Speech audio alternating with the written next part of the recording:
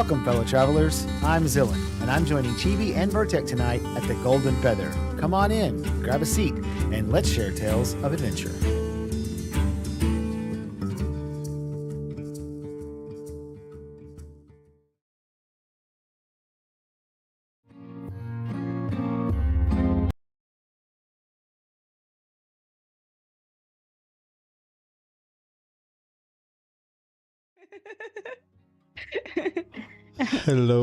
Hello, everybody. Welcome to the Golden Feather Tavern, where your hosts, Chibi and Vertec, discuss Ashes of Creation and important topics spoken about within the Ashes community. Every week, we invite you, the viewer, and a special guest to pull up a chair, grab a pint, and join the conversation with us when we can eventually remember how all this works and click the right buttons. So today is the 7th of September, 2024. We are in episode 222, Fire and Steel. The traveling bard joining us today is Xillin. How are you today, friend? How are you? I'm doing great, man. You guys doing okay? I'm pretty good. But numbers killing me right now. But doing all right. That's funny. So, Chibi, how are you doing today? What do we have on tap anyway? We're doing pretty good. We're a little all over the place, but hey, that's what you expect when you take your first vacation in 5 years. We are going to be talking about the most recent development live stream. So if you would like to hear our thoughts on that, as well as the people that are within our community here, please feel free to keep watching. If you have missed it, I definitely recommend checking it out because that was a pretty awesome live stream, and I can't wait to delve into it with Xillin here. Did they cover something cool? Yeah. I think it's really awesome. I honestly am jealous. I can't wait to get in. Can't wait to fight against unlocking it. Like, oh man, I'll get deeper into that. But of course, the biggest and most important topic today is our guest Xillin. And Xillin, what have you been up to since the last time we had you on? Oh God. Life is fast. We just living life, playing, killing time until Ashes gets here. I mean, that's the truth, right? We're all in the waiting room together. Whatever I can do to make the next couple of days go by a little faster, so we're a couple of days closer to Ashes of Creation. That's what I've been doing. And I mean, we're officially on a countdown here. We got a little over a month and a half. Yes. Totally get there. So Mm-hmm. Yeah, getting there. Mm-hmm. Right around a corner. So which thing are you most excited for? They recently showed us the alpha 2 like roadmap for the different phases. What thing has you the most excited for? What are you looking forward to the most? I feel like the answer that I have for this is the same answer everybody else has, and if they don't have my answer, they're lying. Okay. It's to play the damn game. Like that's it. That's the answer. To be like phase 2, look through the list and find out what you're excited for. Phase 3, perfect. But phase 1, whatever. I don't care. I just want to play Ashes of Creation. So just logging in and playing. Testing out the different archetypes and trying to figure out what exactly I'm going to play, getting in there with my friends and my guild and playing together, all those things. That's what I'm looking forward to. That's fair. So you're talking about like being able to test and everything, the different archetypes. Obviously, we've not seen Rogue or Summoner. Yeah. Of the archetypes we have seen, are there any that kind of show through as something that you are like really anticipating trying? Because for me, like when they showed the Bard recently, that I did not expect that I would want to test that as badly as I want to test Cleric. Right. Okay. So you're saying you want to test Bard as much as you want to test Cleric? Yeah. Because of what they showed us in Bard. Well, Bard is definitely the one that does. So okay, technically Fighter in Bard. Okay. The Fighter's momentum mechanic and the way it's hard to explain because Steven he kind of glazed over it in the Fighter video. But like you build up that resource of momentum and you can kind of use it to unleash a powerful single target attack or to unleash a powerful AoE attack, and so you can like switch back and forth on the fly, and then the momentum allowing you to get around the battlefield. And I always say mobility and sustain are the two things you want if you're playing a PvP game. And then that leads me to the Bard, because the Bard has self-healing, it has self-shielding, it has high mobility, it has stuns and knockbacks and stuff. So mobility and sustain is like what the Bard is in a lot of ways, just watching. So I can't wait to get in game and test and get my hands on the Bard and test that and see if I'm right that the mobility and sustain just makes them a major pain on the battlefield. That's what I'm thinking. Yeah, definitely. I think that mobility, and I don't know about you, Vertec, with the different archetypes, but that mobility for me, the reason why it's intriguing, because obviously this is going to be PvX. There's been world PvP in this game. So mobility is going to be key, especially when in those types of encounters. So as a main healer / support type, that is going to matter a lot to me. And it depends on when you add those secondary augments, how much that affects how much more I'm healing or how little I'm healing, for example. Yeah. I mean, honestly, just looking at the Bard specifically and their mobility, I think Steven said the current plan is to have that little knee slide thing, the little rock star slide, to be usable while you're in the middle of doing a skill. And I think we saw Bucky doing that even with the shield, like starting the shield dance and just gliding through the entire raid. I and just want to knee slide everybody. while I throw a tomato at somebody. Just like slide by tomato throwing. Little Matrix knee slide. Did Bucky not make Bard look just absurdly fun and powerful? Seriously.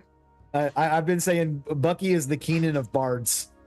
I would say that, yeah.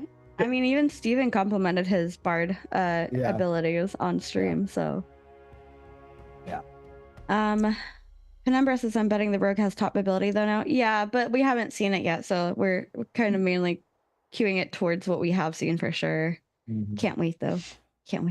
I'm just imagining Bard Summoner doing a little, or even Bard Mate, or not Bard, Jesus Christmas, Rogue Mage and Rogue Summoner, and the nifty tricks they can pull when it comes to mobility. Right.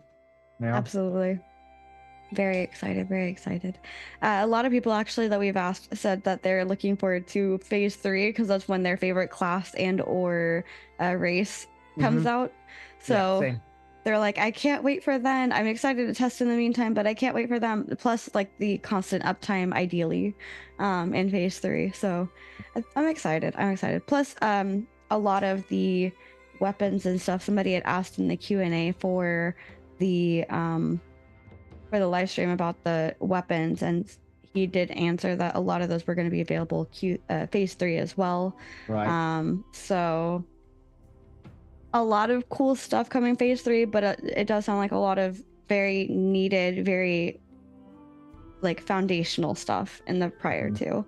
So I'm just excited to help get them that information, whatever helps them get to phase 3 fastest and the most like stable.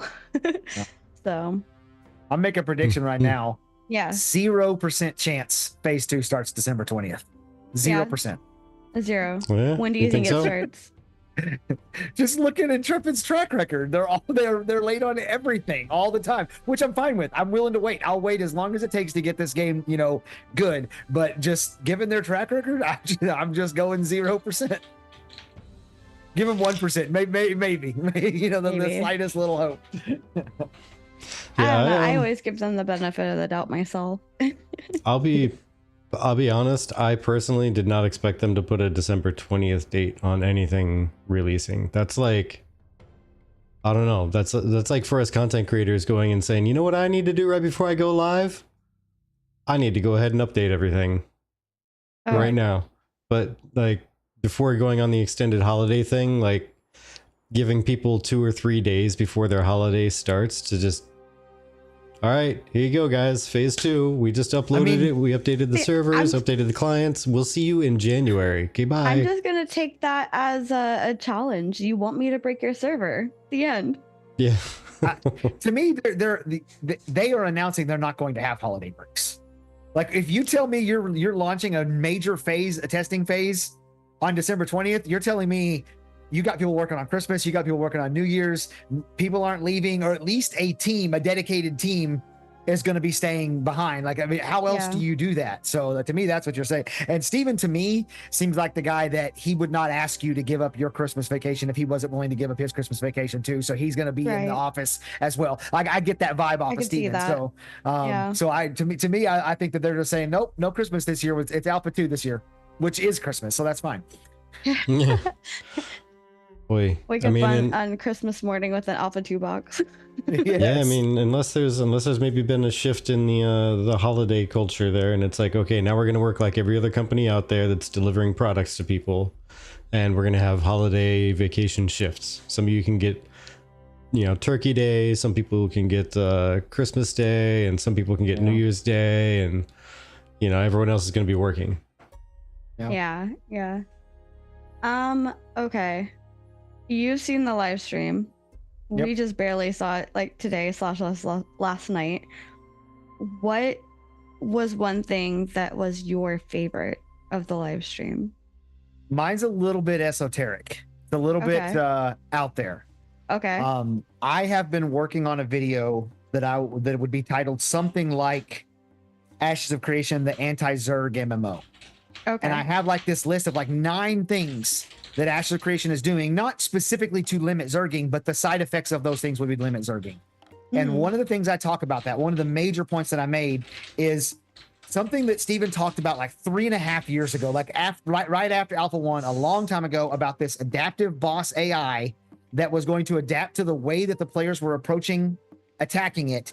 And so, for example, if you bring more players, then it does more AoE abilities to knock out those players. But I kind of had to, in my script, I kind of had to couch that conversation or that little bit with like a little disclaimer. Hey, he talked about this 3 years ago and hadn't mentioned it one time, not at all since then. Well, here, boom, he talked about it. The big flame breath that the dragon does. They specifically said 2 things. Number 1, it would do it more if you brought more players. And number 2, and this is revolutionary because no other MMO has this. All other MMOs have the bosses targeting capabilities based on like the threat chart or the DPS chart or whatever. This one targets where the clusters of players are. So now you're talking about a boss that actually is different every time you approach it, because you approach it with different players with different abilities and different capabilities and different numbers of players. So the boss changes. And to me, that was the most exciting. It was cool. A lot of the things were awesome, but that was the most exciting thing for me. Awesome. Yeah. And for those of you that are listening, we're going to be moving over to a different screen where we're going to be showing off the live stream or the video from that. And for those of you watching, you'll be able to see that. If you've missed it, I definitely recommend you go check out their YouTube. The link to the video will be in our description when this is fully updated later. But yeah, no, I think that was really, really interesting to see and hear about. So there's definitely like some ideas around staying spread potentially as much as possible, or staying away from the cluster, especially if you're healing. You want to stay alive and try to stay out of the way. And it's really, really interesting, and we've been waiting to see that from Intrepid for a while. Yes, we have. So if you just have the boss run away, simple. I mean, it's a dragon. It could probably just fly away, to be honest. Yeah, it could. Yeah. So I would say, all right, does a giant tail swipe and whoosh. So one of the things about that, it's not just that. Like, there's so many more capabilities. So one of the examples I gave the other day when I was live streaming with Dr. Burns, let's say Ethereum is going to fight the boss, and they just bring 40 players. It's made for 40 players. They don't want to bring more. They bring the 40 players, but it's Ethereum, so it's 40 cads. It's 40 awesome players. So their DPS is so much higher than a random hodgepodge group of 40 players. Well, now that ability he did where he spawned all the ads, and all the ads that they didn't kill gave a buff to the boss. Well, now he just does that more often to split the DPS off of the boss, because now they got to go deal with that.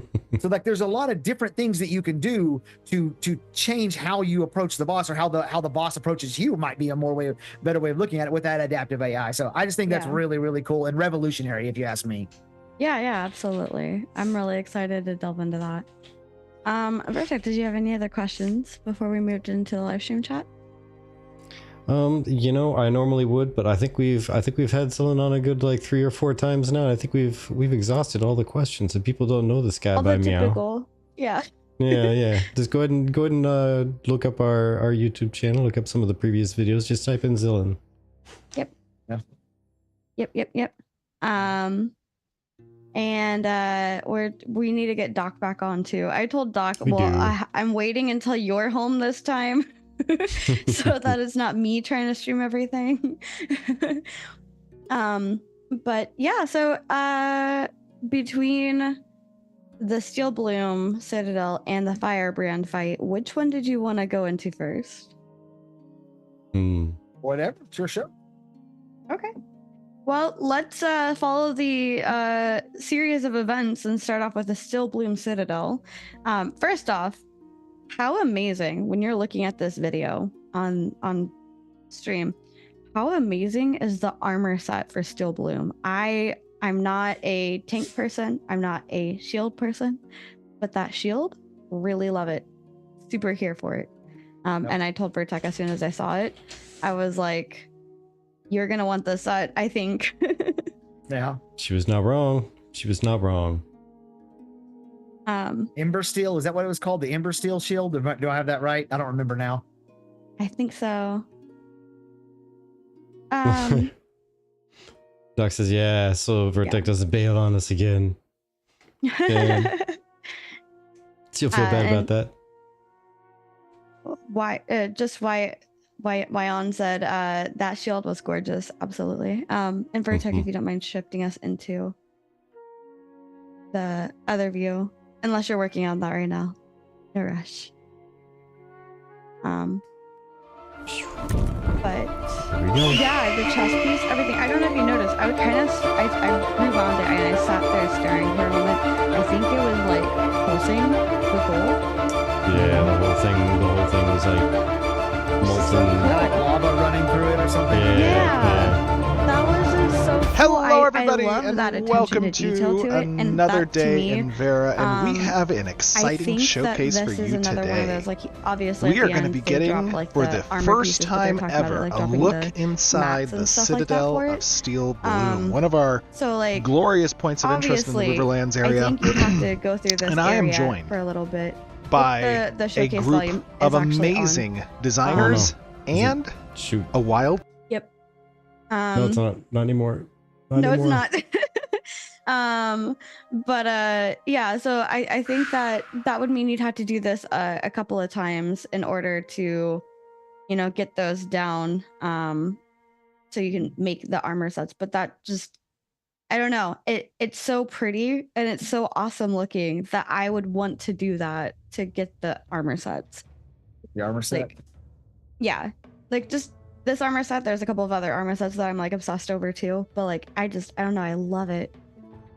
To me, it's kind of esoteric again, but to me, the coolest thing about that set, because yes, it's awesome and it looks great, and the lava flowing, it's all awesome, but they made a promise that the stuff that dropped in game from the high end, the top tier stuff, the hardest to get stuff, would be better than the stuff you can buy in the cash shop. That, you know, to help with that visual progression thing, and this is kind of showing the promise of that. Like that armor set is cooler than stuff that you can buy in the cash shop, at least in my opinion. So I think it's very cool to watch them in real time, keeping that promise that they made to us. Yeah. And I mean, a lot of people are like, oh, but you know, what is in the shop versus what is in game is, you know, purely opinion based on what's better. But I think this is hands down better. Yeah. I mean, they're entitled to their wrong opinion. It's fine. Yeah. I am a collector, Avi. The way you're going to need materials to repair, you're going to need to do some fights a lot. Yeah, exactly, Josh. Exactly. And I think that's an important point on this, is that like the way that they've built it and seeing this, like, because what we've seen Firebrand, we've seen Humak. Yeah, we saw the dragon in the siege. Yeah, the siege. And then we saw the two tall, the ancients. Yes. Yeah. We've seen 4 world bosses. Which, let's talk about the ancient real quick, because we were having a little bit of pre-chat over on YouTube, and we were talking about how the ancient looked very similar to the ancients that people showed off for Alpha 1. And I was just saying, if you think about that, because I think that was like a whole mini boss or raid boss or what have you, and then this one ghost girl is going up against this, that kind of like gives context to how powerful she is and why we needed to summon her to help us. And I thought that was really neat. What are your thoughts on that? I don't have very many thoughts on that. I'm not I understand the lore of what's going on with the game, but I'm not lore forced. I don't sit around and read all the lore all the time. So I don't really have any specific thoughts on that. What about the world boss with it was the two giant tall like treant like things like pre-Alpha 1, and they were doing some knockback ability that was like knocking them off the cliff and out into the ocean, and they were having to like swim back. When Steven got yeeted. Yes, when Steven got yeeted. Like, what's that world boss? That was one of the ancients. That was one of the ancients. Okay. Yeah. That guy was crazy. Definitely physics were his friends. Yeah. Yeah. Penumbra, I actually didn't notice the fire thing. The corruption bosses. The he who senders and the sky or something. I think so. Yeah.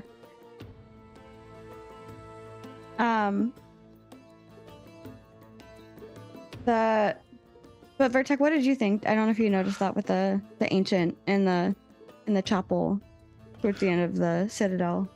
I didn't see the ancient, and yeah, apologies folks, because we've been kind of gone and whatnot. I literally just watched the video today once, so there's gonna be a bunch of details I missed for sure. But no, I didn't catch anything about the ancient at the end. So it's kind of like when they got the Lady of the Rose and they went into the interior, they were fighting stuff while she was channeling. She was channeling against what looked like to be a smaller ancient. Okay, yeah, I missed that part. Oh, okay. I think I was watching it out of the corner of the eye while taking care of stuff, getting work done. I was trying to see what mechanics were there. that's how I view games. Well, yeah, I mean, I was looking at, because that's the part where all like the little fire patches were on the ground or whatever, right? Yeah, there are fire patches, and then I believe Bucky summoned the bard fire. Yeah, I think maybe that would have stood out more, and maybe that's something that they'll be working on, is with the questing, making it just more grand. Because during that part, the parts that I was watching, it seemed, and again, Alpha 2, everything's in state of alpha, etc. Lots of stuff to fill in the blanks, and they're probably keeping a lot of the lore tight to the chest anyway. But there was no real explanation of what was going on, so I just saw a green lady walking upstairs, looking at a wall, and going, and that's what I saw with her. I mean, I think the story that they spoke about out loud was kind of cool. Yeah, I really liked it too. Vertic, did you find the Citadel just to be like underwhelming just in general? Well, I would say yes and no. Only underwhelming because of what the quest they were doing, and there wasn't actual like quest text to it and nothing outside of what they were describing. But what they described makes it sound like there's a lot more to that area than just what they were doing. And so if they were just dipping in, because it looked huge, right? It looked like it could be a monstrous thing. And they kind of dipped in one little corner and then up and out another corner. It's like, hey, look, there's this thing. Hee hee. Okay, that's it. And the rest is still behind the curtains and behind the curtain. Yeah, behind the under construction. Yeah. Part of me thinks that maybe that was so that they could streamline it, because they're showing two things, right? So previously we've seen just Carfin. This one, it's Steelbloom and this Firebrand boss, and they're tied together, which makes sense. So I think they were just trying to streamline it so it wouldn't be another 3-hour long stream, because Maggie was like, this is more of a normal length of a stream, not our three hours that we've been on lately. Yeah. But I was gonna say, I think the reason why I paid special attention to that fight between the two is I don't know about any other people out there, But as a healer, especially, I loved that you could heal the Lady of the Rose while she was fighting, not only casting it off against this ancient, but you were fighting off the horde. I really enjoyed that. It felt like we weren't powerful. We needed somebody who was powerful to channel for us, and we just needed to help however we could as a group keep her alive. And the fact that you could heal her made me feel like there was like player agency in a way, because I always don't like it when there's like an NPC and their health is ticking down, and I'm a healer. My goal in this game is to heal people, and I can't heal the NPC, and I find it so stupid. So I really, really loved that that was an option, and it was just kind of amusing to me because I was watching Steven completely ignore her for like a good period of time, and then I heard like a couple call outs of like, oh, she needs healing, her health's a little low, and I was like, Steven healer, Steven healer, Steven healer. And he finally helped heal her. But I just thought that was a little funny. But no, I really liked that attention to that detail, at least for me. And pockets, I missed the mend change. I'm sorry, like Vertex said, we caught so much, and I tried catching like the important parts of the thing, so I did not see the mend change. We will have to talk about that later. Even a blind squirrel finding that once in a while. So yeah, pockets. I saw there was a character named Pocket, but spelled differently. Was that you in there? Was that you in there? I lost the man. Oh yeah, there was a Pocket in there. Yeah, I saw a Pocket, but it was spelled different. So I was like, "There's no way it's not the same person. It's totally different letters." No, but I got sound bites of Steven saying my name. There you go. Nice. Clever. As long as it's not Pockets, get out of the fire. Pockets, what are you doing? Get out of the fire. Cool. But here's something else cool. I don't know if you guys caught it. So the population, though, right? When you see them and he's looking at them, they're like fiery, but they're talking about how the type of population that is there changes depending on what's happening. So the fiery population that's there is because of the current event that was taking place. And that's a good way to keep an area the same, but refresh it a little bit with different mechanics and different things. What are your thoughts on that? I thought that was super cool. We talked a lot about this immediately after the stream whenever I went live with Burns again. It to me, and I've been saying this for quite some time now, PvE players in general, what I say is they are locusts or vultures. Like they literally hover above the carcasses of dead or dying MMOs and wait for the slightest bit of new content and then swoop down and fly off and leave the MMO worse off than it was. Like they're literally vultures. And I don't blame, I am one. I'm not trying to disparage these people. I am one. But games, not just MMOs, games in general for a long time now have not found a way to even come close to keeping up with the PvE players' demand for content. And until you have AI that can just make the content on the fly, I don't think that you will. So what you have to do is you have to front load the work like Intrepid is doing and make the content be extremely dynamic, extremely changeable, have different bosses, different mechanics, all kinds of different stuff to make it fresh so that you don't do it 3 times and now you're done with it because it doesn't change. Now maybe you can do it 30 or 40 times before you're like, okay, I've done every possible permeation of this or whatever. So yes, I'm a big fan of that, and I'm glad to see again, like I was saying about the previous thing, just like little bits of evidence, little trace bits of evidence that they are doing what they've said they're going to do, and we're actually getting to see it now instead of it just being like kind of on the whiteboard and being talked about. Right. Yeah. I mean, that being said, though, there's also something to add to the conversation where sometimes taking a break from an MMO after completing the core content is a good thing.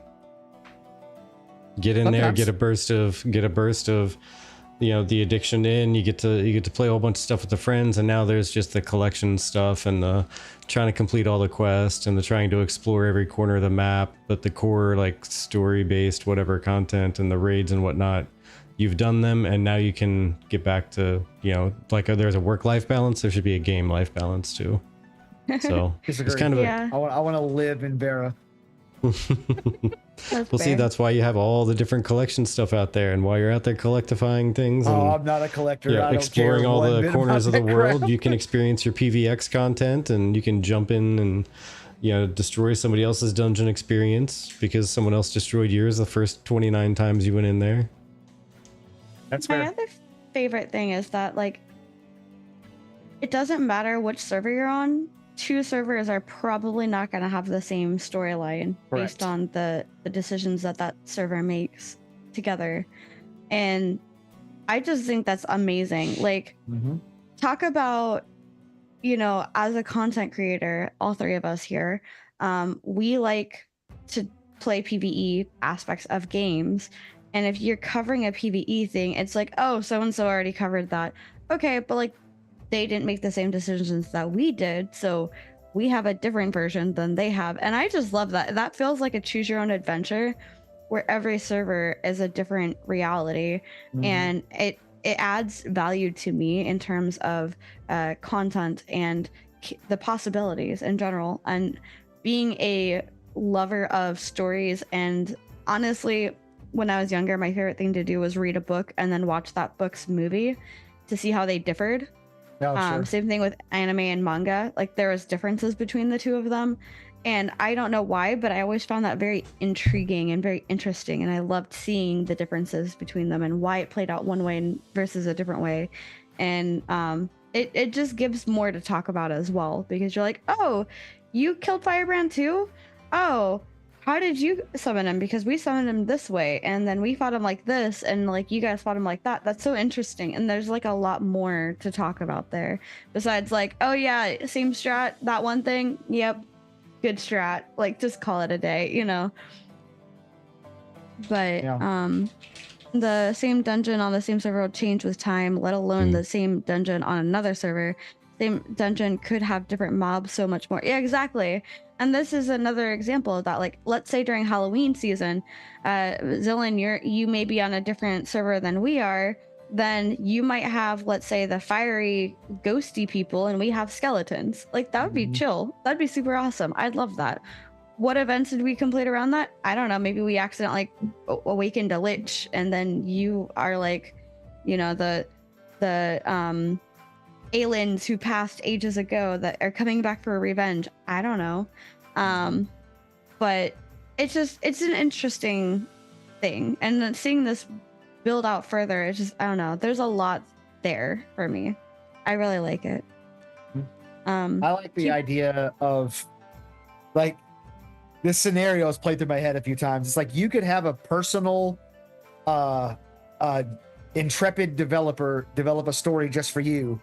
If this scenario played out right, where you found an area, whatever, you did a quest line that only existed because the nodes in the area were the level that they were, and then some nodes leveled up and they locked out the nodes from leveling or whatever, and for a year or 2 years or whatever, those nodes were locked out from leveling, and so you were the only person to ever do that quest line. It's like you have your own, like, there's an intrepid developer that spent 26 hours coding and coming up with that and all that stuff.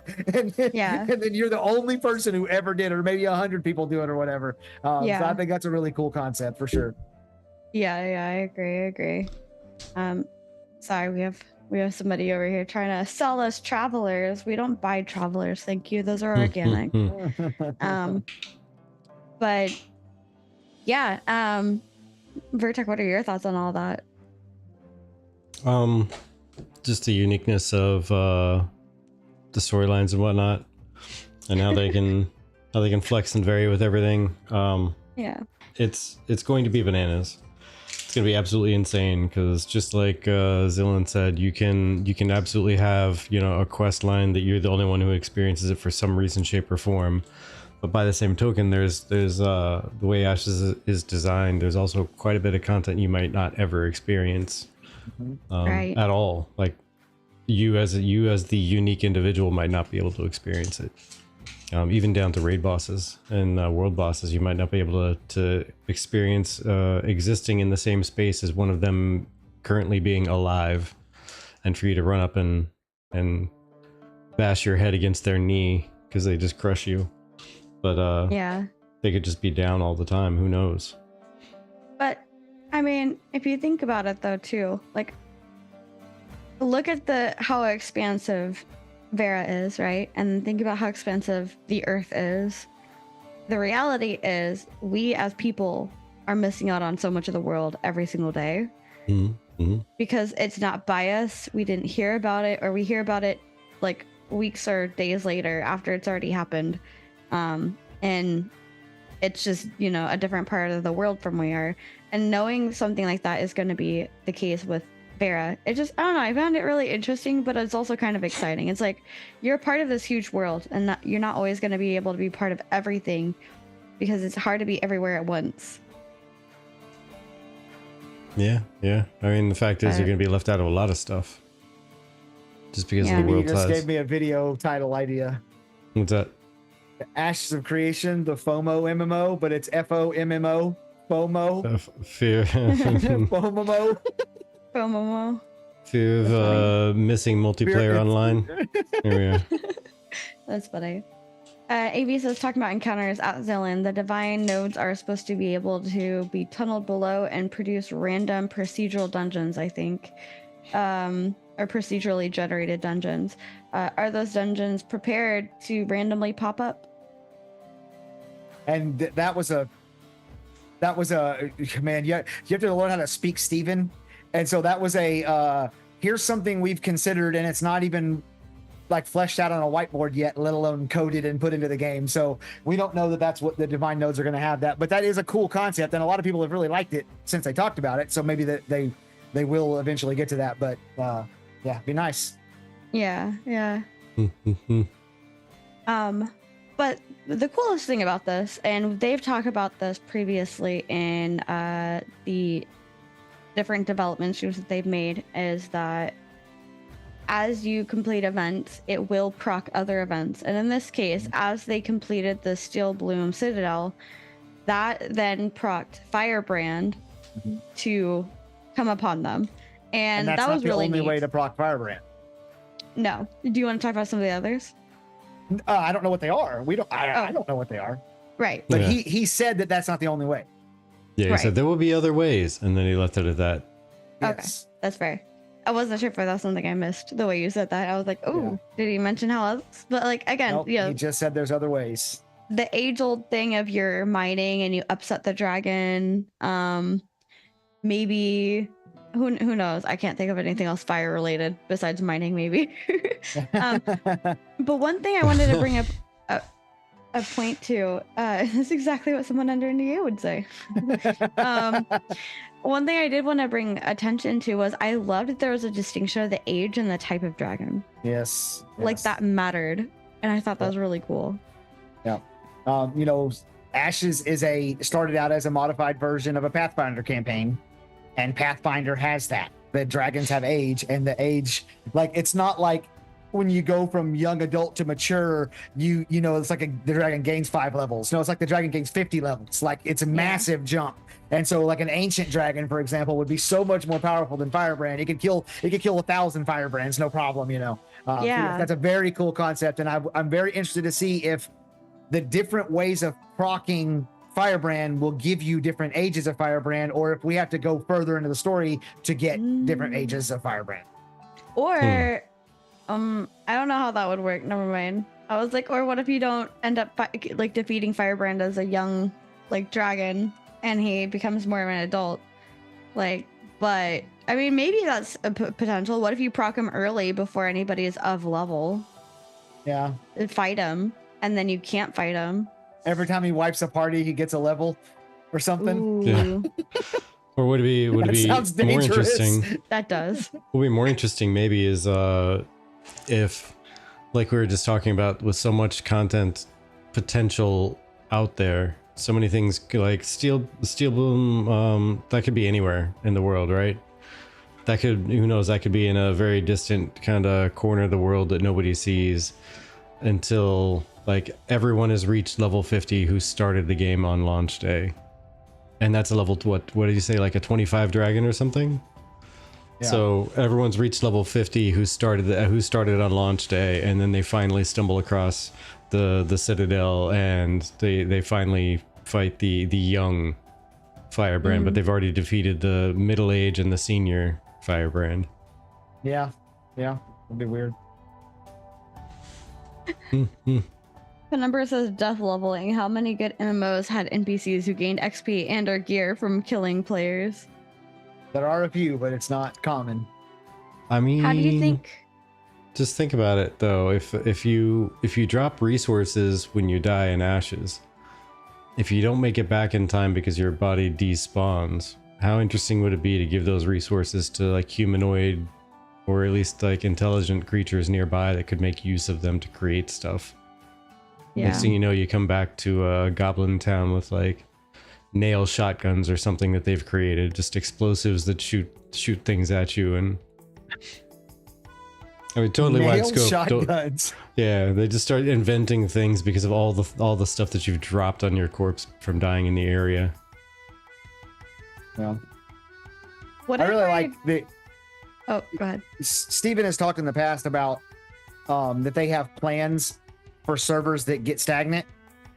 Like if one guild just kind of runs roughshod and the same five nodes have been stage 6 for a year or whatever, so it's all stagnant, that they have plans for that. And so one of the things I was just thinking of just off the cuff while we were talking about this is, they could spawn in a dragon, like a really hard high level dragon or whatever, and let the server know that this dragon, if he's not taken care of in a week or 2 weeks or whatever certain amount of time, he's going to start wreaking havoc on the server, and it kind of makes the server band together. It's like we want to get our 40 best raiders, and we want to get all the crafters in the area that we can to group together to get those 40 raiders the best gear possible so that we can kill this dragon or he's going to go crazy or whatever. They could create series like that, and then if the dragon wipes the raid team, then he gets harder for the next time or something like that, till eventually you can't do it, and then he causes the change on the server that Intrepid wants to see. I don't know, I was just thinking. How does one figure out who the best raiders are? Just ask me. In a game with no metrics, just ask you. Yeah, I got you. There we go. All right. Basad says, would the Firebrand event they spawned in Ash's showcase stay permanently active if he is not killed by the raid group? Does he just persist and kill random players that venture too close? Or is there a despawn timer? That's a good question. It's a good question. It's a great question. Like, what if you see the dragon and you're like, yeah, F that dude, and then you just leave because you don't think you'd take him, I'd like him to start stalking around the Citadel so he can randomly peek around a corner at somebody not suspecting him to come around, like, the perimeter. Yeah. Just suddenly you're a dragon snack. Yes, Nemesis. So they were talking about how, like, the area where Firebrand was, there's like a lot of gore there, like, right? And so Nemesis says, I still remember a quote from Steven relating to goblins kidnapping you if they kill you on the open world and trap you in a cave or something. And that got my interest. Oh my gosh. I don't know, that seems like early Intrepid Steven really just saying, you know the times when Steven would say things and Jeff Bard would look over at him like, what are you talking about? We can't do that. I mean, we still have it from like episode 10 where he was talking about like the children of the corn from all the all of the people that, like, the orphans, they would just peer out of their corn stalks. I want to see it. I want to see it. NPC raids not dealt with regularly will already attack nearby nodes, monster coin events. I thought that was a different thing. I'm confused. Like, a monster coin event is where you become the monster. Yeah, but aren't they triggered by NPC encampments that are left alone? I forgot how they were triggered, to be honest. I did too. I read about the monster coins when I very, very first started getting interested in Ashes, and I just kind of went, okay, cool. Well, if we ever see something like that, I'll look into it, but it seemed like it's so far away. I actually said that seems like pie in the sky the last time I streamed. So yeah, we'll see. Also, hi, Alluring. Alluring says, I recall there being a timer for the Firebrand event. Cute with the old man Xillin. Appreciate you. Cheers. Thank you so much. Cheers to you. That is super awesome. Oh my gosh. But need to watch Log Horizon. Yeah, we watched it. Now, the final thing I really want to draw attention to. I mean, well, second to final thing. How about that boss music? Come on. Right? Yeah, that was freaking amazing. I loved it. But it's still placeholder, right? They've said Barry McCurry hasn't even started. I have no idea, but either way, it's freaking awesome. Yeah. I think that you can just go to SoundCloud and find that music. I think everything, all the Ashes music is placeholder. That's what I understand. Isn't that one the one that Steven had leaked out? It's not placeholder Previously? Wait. Alluring says it's not placeholder. Oh, Yeah. beautiful. Then that's awesome. Isn't that the one? Yeah, isn't that the one that he shared out on Discord saying it's not quite done yet? It's not polished, but yeah, this is music for like Steelbloom area. Okay. But yes, it is awesome music. Very, very good. It's Inenzer. Thank you, Nemesis. And Thother is Inenzer, who's an artist as well. Imagine epic, but even more epic, right? Right. And Q, I'm so glad you're here. What did you think about the live stream, Q? We missed all of that. We got home on Tuesday, and I'm gonna tell you, we were so wiped. We've been sleeping a lot of the time. Imagine if PvE needs to be dealt with as much as PvP wars and such. Yes, and that is what I want. I want PvE to be something that will stand in the way of normal people's lives just as much as PvP does. As fulfilling and as easily accessible. If you can choose to go PvP at any given point, you should be able to choose to go do PvE at any given point. Yeah. Firebrand, very dynamic. And that's the next thing I wanted to talk about is like, how about those, because you mentioned this earlier, right? The mechanics where like if you're grouped together, that's where it will breathe the fire. But like, how awesome is that? Because they opened it up saying that they didn't want the dragon to be the same across the board. They didn't want it to be your typical expecting this type of fight for the dragons. And I think they really delivered on that. I really liked the ring of fire. That was like a wall of fire thing. That was really neat. Oh yeah. The three little circles coming out. Yeah. Yeah, first I thought it was doing just complete and utter damage to everybody inside there, and then I saw Bucky kind of dance over the line once, and yeah, it just looks like it's that circle, and that's it, that one circle. It's the inner filled circle, and then there's like an outer space that like a ring of fire there, where it does some damage through some ground area, and then a third concentric ring outside of that. It only burns from the past area to the new area. Right. Yeah. Yep. I thought it was just full hellfire. Once it's done, you can go stand right next to the boss, even though the ground is charred. You can go stand there. Yeah. I thought it was just hellfire inferno, like everybody run for the hills and stay really far out. The first couple times I saw it. Yeah, I kind of liked it because like you stagger it versus like if you're inside the ring, and that's one of those like, you know, we see the ring and we're expecting one type of thing, but watching it we're like, oh, actually, cool. Okay, that's how that works. Yes, Undead Pally, agreed. Intrepid better have PAX meetups for the game in the future, agreed. Hello, Mr. Newtastic, welcome in. And Tampa Comic Con meetups and all the meetups. Yes. We'll try to organize like an Ashes fan meetup event to as many of those as we possibly can. Just reach out to the people, be like, can we make this an event, please? Thanks. Intrepid Con, exactly. Ashes Con.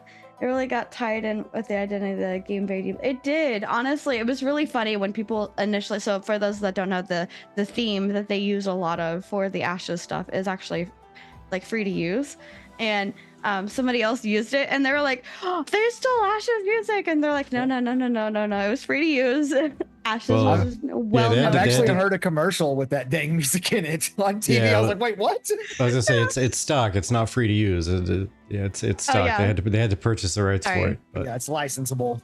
But yeah, that's what I meant. Like, I was just really shocked because, like, I mean, you hear that and you think immediately Ashes, which they've done a really good job of like branding it, you know. But it's even like just some of the songs that we play in here, you probably immediately think us when you hear it if you were to hear it anywhere else.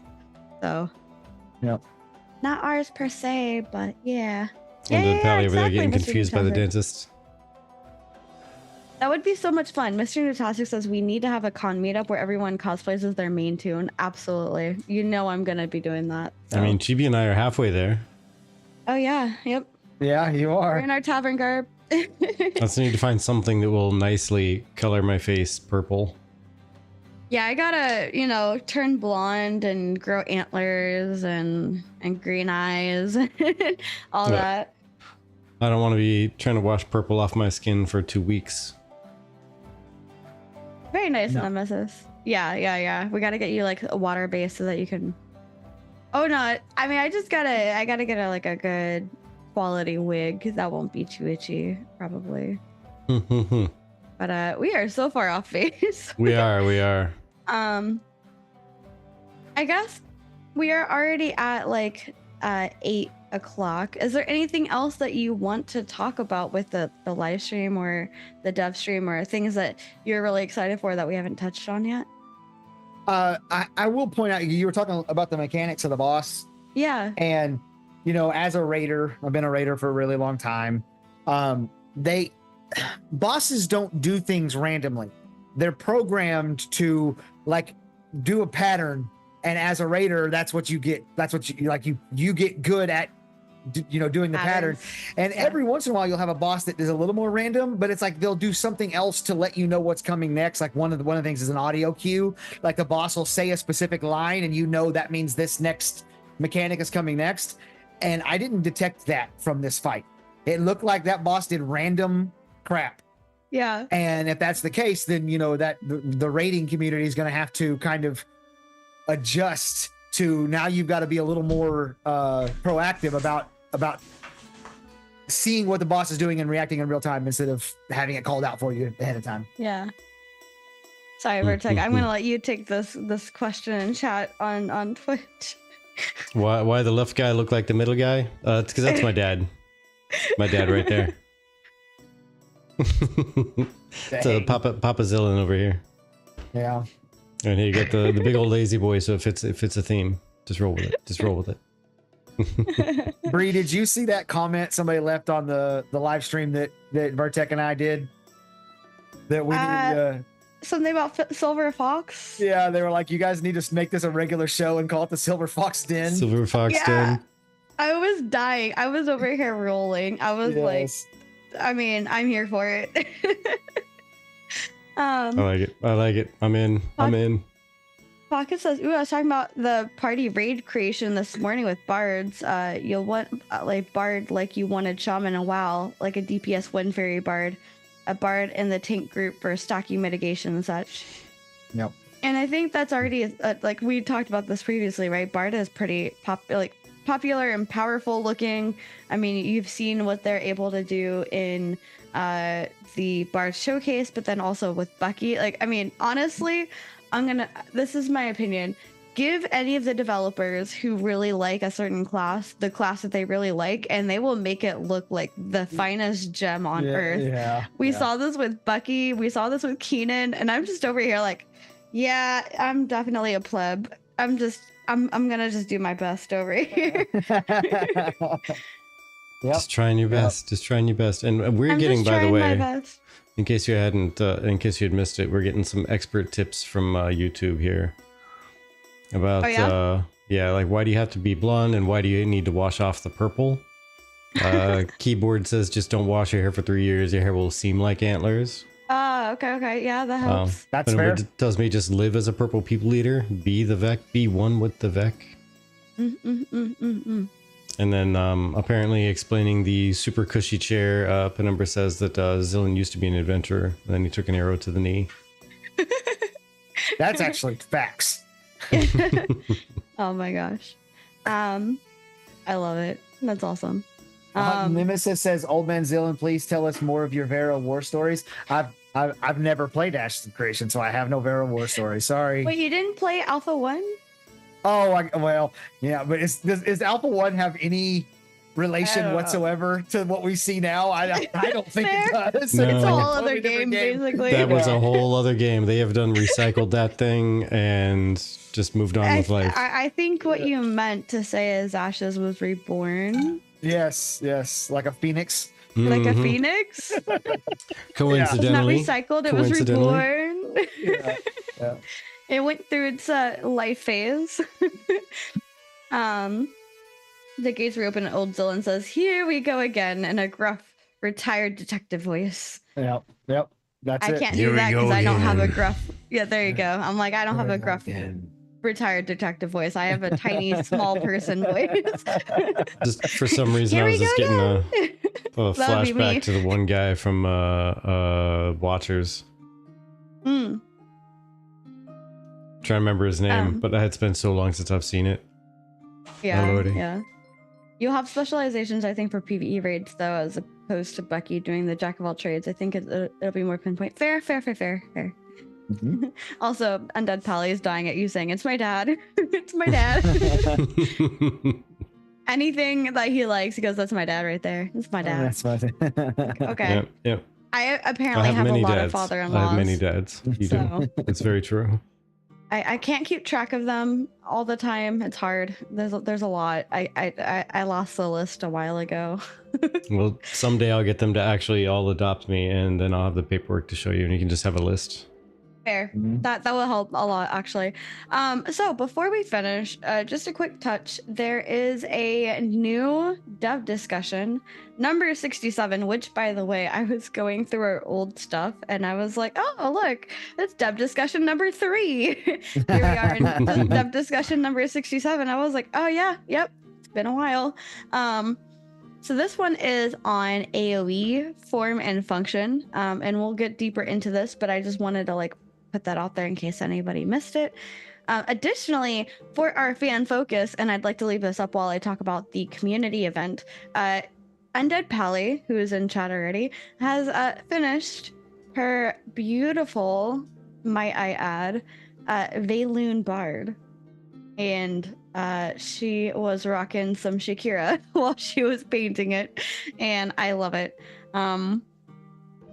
Penumbra says I might have to adopt both of you. Very sweet. No, you make me blush. Nah. It's only truth. It's only truth, to be honest. Pink is a good color on you. It's okay. More Yeah. blushes inbound. But I really love this. I think it looks really awesome, and I've convinced her to share her whips in our Discord because I'm like, I need the arts. Please share me the arts. Also, I don't know what we're gonna do without you, Hallie, when they're done with the whole archetype series. You're just gonna be like, all right, that's all the archetypes. I'm done. And we're gonna be like, but art. We need more. But see, people. Then you have to start doing the artisan classes. What I say. So that's why we need more donations and subscriptions from people. That way we can just keep a constant list of things for Pally to do. We can just keep throwing money and get more art done. Speaking of donations, thank you again so very much, Penumbra, for the super chat. And Penumbra had said, let's get this party started. So you guys are as excited as we are to be back. So thank you for that. Thank you for being here. And then while we look at this beautiful art, I just wanted to share that Lloyd is doing a Alpha 2 Phase 1 PvP tournament. And it feels like the date is not quite set, but it looks like to be in November, ideally in one of the lawless zones. And he's trying to figure it out so that people who are key holders could also get access to the PvP event. So keep your eye out. There's the X post. He also posted it in our Discord, but I'm thinking of making a community events channel so that all the events that people want to do will live in one place, and maybe even make like a little events listing up at the top.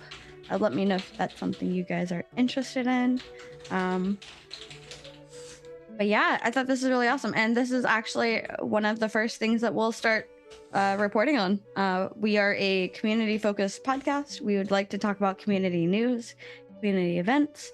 So we're going to be there even if we're not participating to be able to report on it. So, but all in all, Let's just say I want to make a bard character and just call him Cameraman and just have him zipping around everywhere, just getting really good and dramatic angles for the YouTube video upload that he's gonna do. Nothing wrong with that. Yeah. Yeah.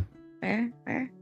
I was talking about making a camera bodyguard character, and somebody started laughing at me for being a small bodyguard. Tiny bodyguard. Hey, you just won't see me coming at you. You know, I'll be peeking out of the shadows. You know. Yeah, and of course, there's Xillin's stuff. Xillin, do you have anything coming up? Since we're talking about like events and stuff. Not specific events. I do have 2 videos that I'm working on. One is Ashes of Creation, the anti-Zerg MMO. And the other one is going to be called, yes, Ashes of Creation really does have 64 different classes. And we're gonna tackle the idea that it's floated around out there that it's really just 8 with some slight changes. We're going to tackle that and look at if that's actually true. So be on the lookout for those. You just search for Xillin on YouTube or Twitch, and there I am. There we are. And also the links are posted in the chats for those of you live with us, in the description for those of you watching later. We do love our replay crew. So thank you guys for watching even after we are offline. We do appreciate you. And keep your eyes out. We'll have more stuff coming out soon. All right. We're gonna go ahead and get ready to read over, I think, to Nice Gaming. Yeah, Nice is still rocking it. They just Go completed Nice. a poll, and they have agreed that yes, Sawman is fat. In case anybody is curious, that's the poll that just wrapped up. You're no longer able to vote on that. Who is Sawman? That's my question. Sawman UK.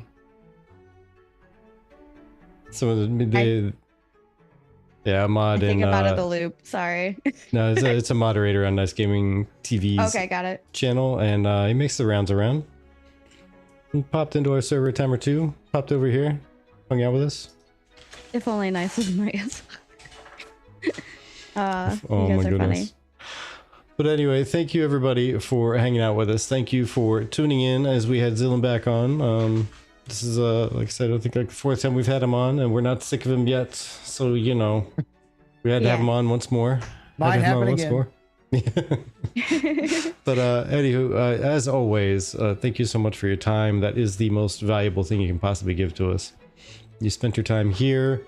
You could have been doing anything. You could have been out there creating your own channel to rival that of us and Xillin, but you're not. You're here enjoying us chatting about random stuff, and we definitely appreciate that. Once you spent your time, you cannot get refunds, so thank you. Very true. All right. With that, Till next time, take care. till next time. Bye. Bye, y'all. Bye.